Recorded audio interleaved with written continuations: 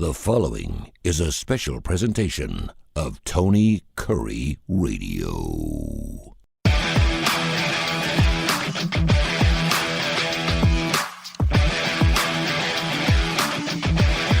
Along with my trusty sidekick and good friend Kip Keefer, I'm Tony Kurre. This is the Keefer and Kurre Show every single week. Of course, you can hear the show on the TKR app, Tony Kurre Radio, on Android, TKR, and Apple. Download that app and listen to the show at least 5 times throughout the week. And, of course, wherever you get your podcast, we're available. Wherever you get your podcast, just look for Keefer Kurre or Tony Kurre Radio. Kip, first of all, how you doing, brother? Everything good? Tony, not bad. Another day and ready to go.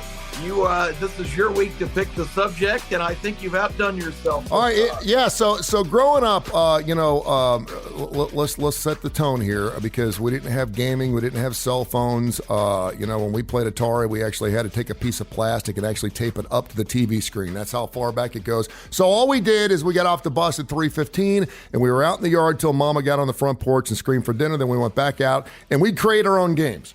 Now, in my family, my dad, because he was a Marlboro smoker, got a bunch of those coupons, and we used to get like a brand new set of horseshoes every single year. We played horseshoes in our backyard, and the other thing we played was lawn jarts. I love me some lawn jarts. I never heard of anyone being impaled by a lawn jart or being killed by a lawn jart yet. They're too dangerous to have. So I'm looking at always the next big thing when it comes to sports, and outside the big four of basketball, baseball, football, and hockey, and you may want to throw golf in there as well, we have constantly tried to find this new thing that's going to take the world by storm. We thought it was going to be soccer. Yes, soccer is obviously a big thing. Running, bicycling, paintball, ping pong, monkey ball. You can see cornhole on weekends, which I guess is relatively getting to be a relatively big sport just because it has its own federation. Kickball was big. There was a movie about it. Pool shooting, professional poker. Your son lives out there in beautiful Las Vegas. It's something that I never thought would have taken off like it is, and now there's poker channels over the place, so you can certainly make an argument for that. Axe throwing, competitive tag, competitive jump rope, bowling. I could go on and on and on. So 2 weeks ago, Forbes magazine writes the article, How Pickleball Can Avoid Becoming the New Racquetball. The question is pickleball here to stay? And I came up with this idea because Friday night, I'm sitting at home. I'm by myself. I'm not a guy that likes to go out by myself. I can't do that. I called a good friend of mine around 7:30. I said, hey, this brand new Air movie's out with Ben Affleck and Matt Damon. I hear it's fantastic. You want to go see a movie? He writes me back a few minutes later. He says, I'm sorry. I'm really busy right now. I'm getting ready for my pickleball tournament tomorrow morning. This is a guy who's in his flipping 50s. And I'm like, what? I said, all you got to do is open your eyes, eat popcorn, and watch a movie. I mean, how much extraneous exercise can you take? He's like, I got a pickleball tournament tomorrow, and I have to be ready. And I'm like, okay, I've had enough of this pickleball thing. What's your initial thoughts on pickleball? We talked briefly about it a couple of days ago, but what's your thoughts? Is it here to stay? Let me tell you my recent experience. I was down in Florida a couple of weeks ago, as you know, we've talked about, and I was accompanied by my lifelong friend, Mark Random, and his lovely wife, Cindy. We were going to spring training games and driving around Florida, went to a couple of racetracks, Gulfstream and Tampa Bay Downs, which is kind of my thing. This was a real Kip Keefer trip. But anyway, spent some time at a couple of beach resorts, and we're looking around because they're thinking of maybe ultimately relocating, like so many people do, down to Florida, and they were looking for opportunities. And it struck me when Mark, who is an avid golfer and a golf coach, right now he coaches the Oglethorpe College girls team, which is in Birmingham, playing at Bentbrook in a tournament, ironically today. But Mark, who's an avid golfer and a very good golfer, and Cindy, who is a very accomplished tennis player, still plays competitively and is really good. Cindy said, they were talking about the Jimmy Buffett developments, Margaritaville. Mm-hmm. And there apparently a whole string of communities and living facilities with all kinds of amenities. It's kind of the town within a town concept. And Cindy very excitedly said, and it's great, they have so many facilities. They have access to golf courses, they have tennis, and they have pickleball. And I remember thinking, My God, pickleball, which I barely heard of. I know some people that are not very athletic that play it and are very enthusiastic about it, but I really didn't know very much about the game. And for her to put that on the excited amenities list along with golf and tennis, I thought to myself, ironically, this is just 2 weeks ago, I thought to myself, I need to look into that. This game has obviously arrived if it's a big deal, if it's part of your proposed new community. So, Tony, when you said yesterday, let's examine the phenomenon of pickleball, that's the first thought I had. No, I was watching television the other day. I think it was a Saturday morning, and I saw them have former tennis pros, Andre Agassi, Roddick was in there, Pete Sampras was in there, John McEnroe was in there, and they're playing pickleball. And of course, just the star power, and obviously watching. And then Steffi Graf, who obviously is Andre's wife, was in the stands with a skirt, and they started calling for her. She came down and started playing a couple of points, which was amazing. And so it was just super fun to watch. And then when I started looking, listen, what makes a sport go, Kip? What makes it go? It's the money. A lot of things. Well, but the money. I mean, you have to have the money. You have to have the money. As of last week, the Association of Pickleball Professionals, the PPD, and the World Pickleball Federation. There's 3 different federations right now, so it's a lot like a soccer thing where I don't know if I'm watching FIFA. I don't know if I'm watching World. I don't know what I'm watching. So they're all fighting to be the major league sport, if you will, of pickleball, which, by the way, is coming later on this summer. But the pickleball expansion fee has now surpassed $1 million. If you want a pickleball team in your city, it is expanded to 12 cities with the likes of Eva Longoria, Mark Cuban, Heidi Klum, Kevin Durant, and Michael Phelps as your owners. Also, Anheuser-Busch owns its own team. If you're one of these people who's like, it's not going to happen, I'm here to tell you, pickleball ain't going anywhere soon because it's going to be around for a while, particularly with all the money that's involved in this particular sport. And, much like Forbes magazine trying to compare it, you were around the 70s. Do you remember how big racquetball was? It was huge. Oh, it was huge. Massive. Everybody played. I played a lot and had all the equipment and the official racket and the members. You had to, well, there was a place you could go pay to play, but mostly it was, clubs and memberships and fitness facilities that had them. And one of the reasons, but all of them had. One of the reasons it was so big was because the court was a little smaller. You didn't have to move quite as much. You saw guys in their 50s during lunch playing racquetball, right? Yeah, you didn't have to be athletically superior to anybody in order to win. And one of the reasons I think this thing has taken off so much is first of all, there's easy access to courts. They're easy. You can. I've been to Altamont, I've been to Herdmont, I've been to Veterans, I've been to every park around. I got 3 kids, and every single park now has a pickleball center right next to the tennis courts. The tennis courts are empty. There's no one on the tennis courts. Everyone's on the pickleball courts. The balls are a little lighter. So you don't get hurt if you get hit by one. And if you knock one outside the park, it's pretty easy to shag. It's not like a golf ball or a tennis ball where it's going to go 50 or 60 yards past the court, so you can stumble over there to pick one up and go.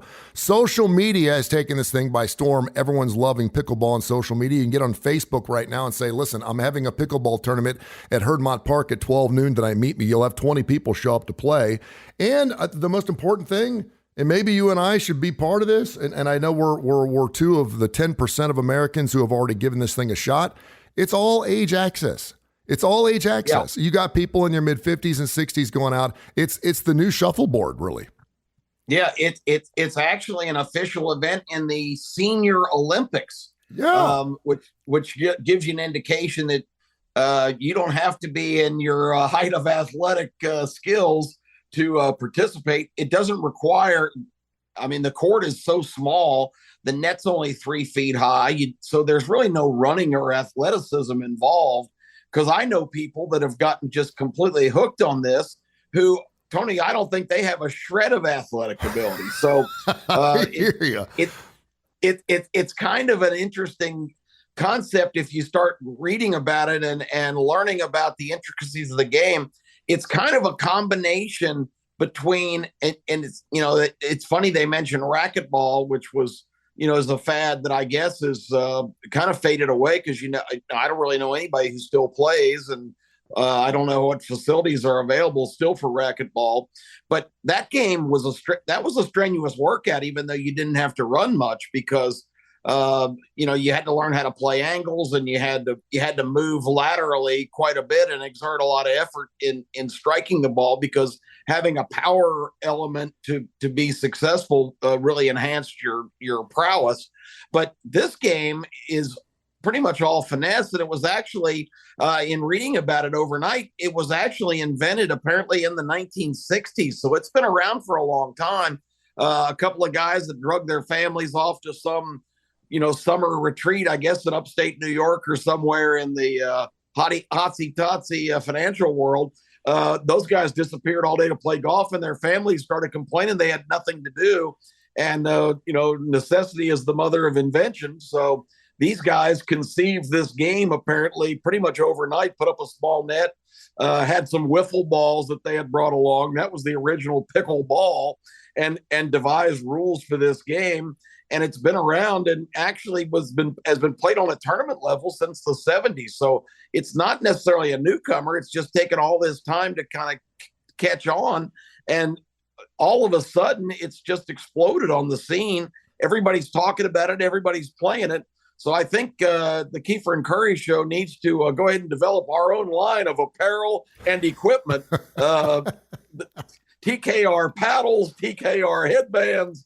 I think we need to get in on the action. No, much like the old man on the front porch, get off my lawn moment, man. I'm fighting this, but I'm finding myself going, this is something I could do.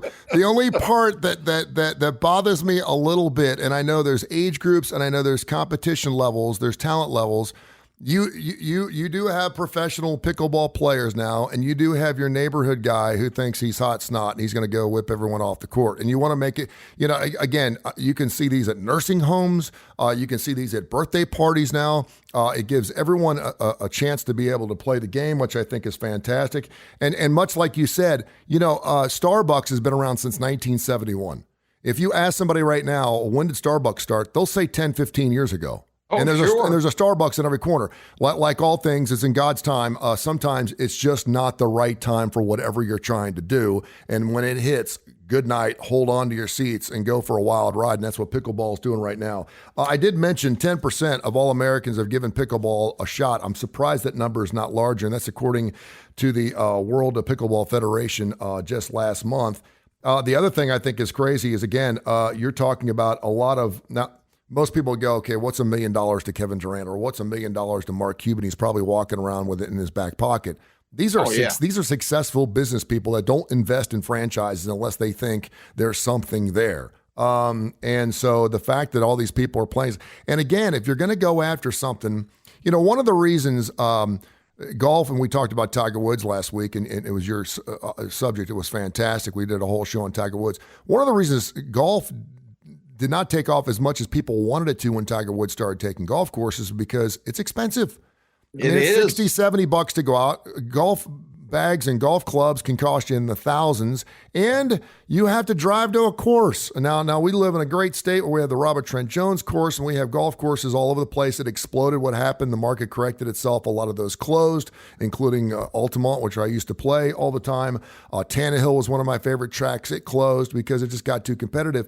But this is a sport that I can make a court out in my driveway and be ready by the time my kids get off the bus at 3:00 today. So that I think it's here to stay, and I think that you and I should embrace it. I would probably I'm one of those people that's kind of slow when something becomes trendy. I think you said it best. You're fighting it. I have that same kind of tendency to not jump on bandwagons, even when everybody else is on board. But maybe it's time to reassess that, because I'm kind of intrigued after doing a little bit of research and talking to some people overnight that actually play. Because my vision of it was kind of tennis in miniature, but it really resembles more. And this is going to sound ridiculous, but it really, in rules and concept, to me, sounds more like ping pong on an outdoor court, because it's similar in the service area. It's similar to tennis in the fact that the first person who serves has to hit it underhand and has to land in the opposite court in the appropriate service court. So the game is initiated. But that's where the similarities to any other sport stops, because before a real volley situation can start, the ball has to bounce on both sides of the court before that can initiate. So in other words, the server hits, the ball has to land in the court and be returned, and then they need to allow it to bounce once before returning it. Then the game's on, the volley part starts.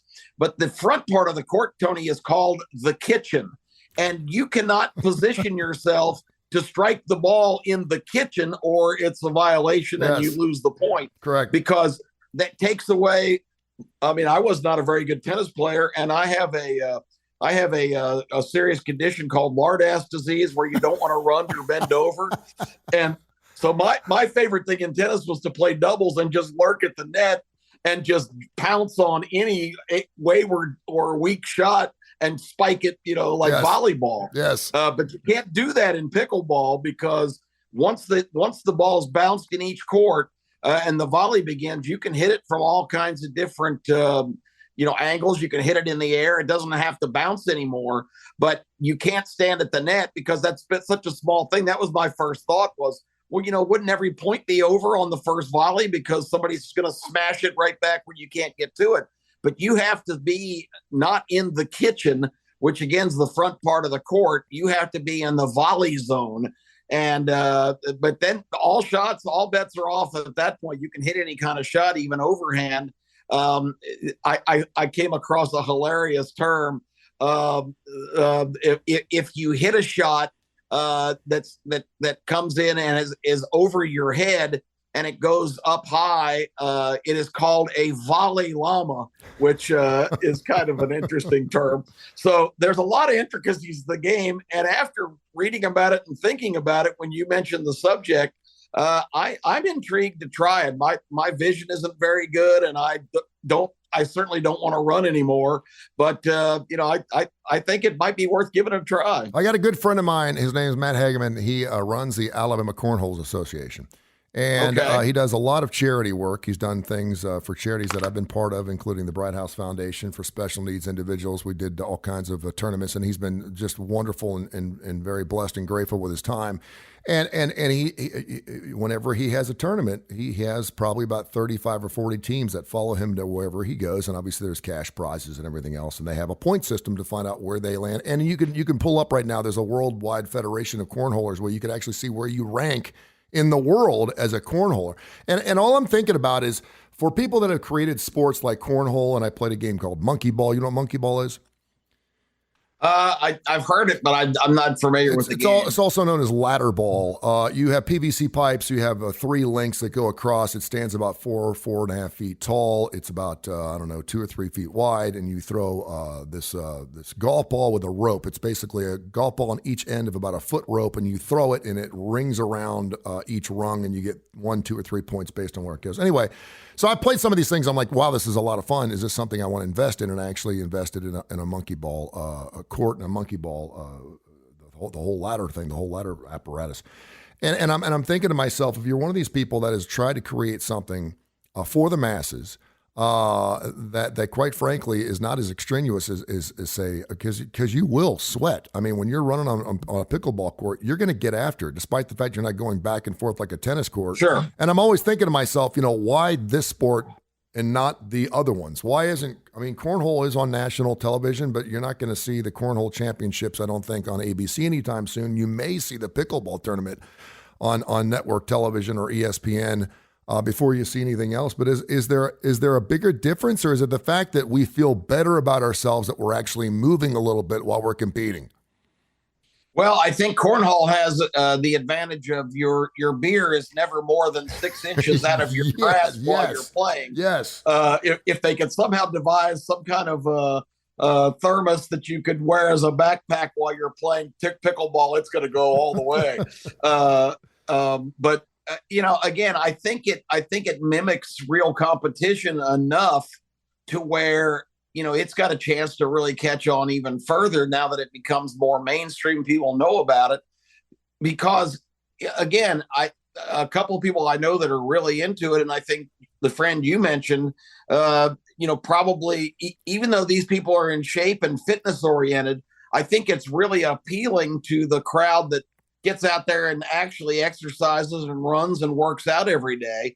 That this is just something a lot more entertaining that, that they can not substitute necessarily their workout routine. But I mean, I know so many people, Tony, that just are miserable if they don't have a chance to work out in a day or go out and make for a run or whatever.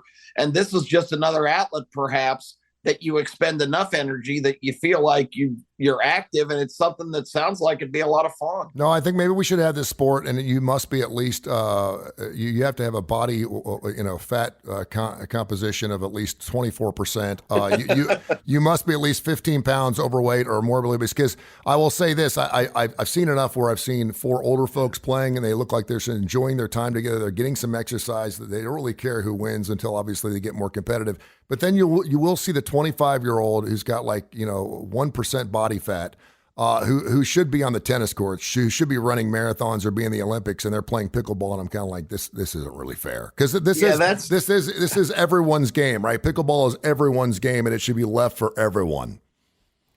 Yeah, I agree with that. I think I had the thought when you were kind of setting the scene here early. Did John McEnroe explode on a controversial call and say, "You can't be serious"? Absolutely, he did. So I think the element of the game that could also make it take off. I don't know if you remember the guys who do South Park, Parker and Stone did the sports spoof movie called Basketball, which is a classic. They invented a game just like this, where it was kind of centered around basketball and with almost baseball kind of scoring, but it involved psyching the other team out by saying a bunch of gross stuff or something insulting. If there was some trash talk in the game, then they would really have some. All right, my question to Kip Keefer, and then we'll let it go. The Keefer and Kurre Show. You can hear the show at least 5 days a week on the TKR app. Download TKR. Thanks to the 100,000 folks who've already done that, listening to all of our shows, including Kip's Need to Know show, which is new right now. As a matter of fact, you did a show yesterday. It's fantastic. Check out all of our shows. Mission Minded, the Austin Hanks show, of course, with Billy F. Gibbons, Damon Johnson show. Need to Know is fantastic. All of our great shows. Check them out on our podcast network. The question is, and I'm gonna move it up. I was gonna say 5 years. Within 3 years, will we see the Pickleball Championship on primetime television on ESPN? Yes or no? I'm going to say no on primetime, but I'm going to say absolutely yes on maybe some off times, or perhaps prime time in a slow sports time of year, but it would be on probably a Monday or a Tuesday. I don't think it's ever going to get to the point of being a sensation in terms of competition, because just like you mentioned, there's something kind of, I don't know. It doesn't seem as compelling if it involves, chiseled, well-conditioned athletes who could be playing almost any sport.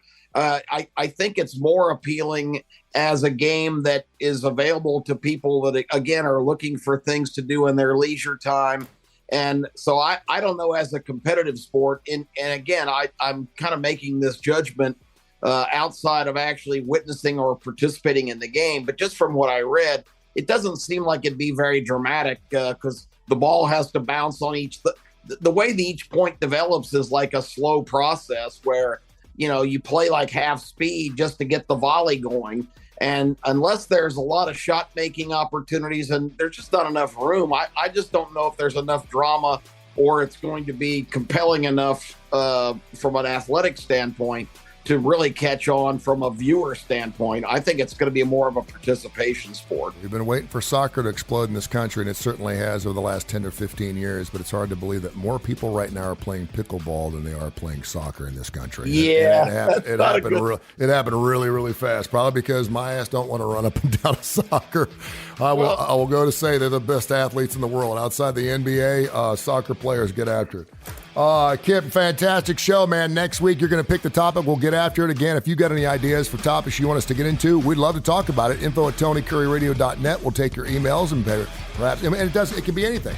We haven't really gotten to politics a lot. I know you talk a lot about that in your Need to Know segment, but we'll talk about rock and roll. You did a great show on Harry Chapin this week on Need to Know, so get into it and send us your ideas. info@TonyCurryRadio.net. Until next week, my friend, it's your turn. Nothing's off limits, Tony. This has been a special presentation of Tony Curry Radio.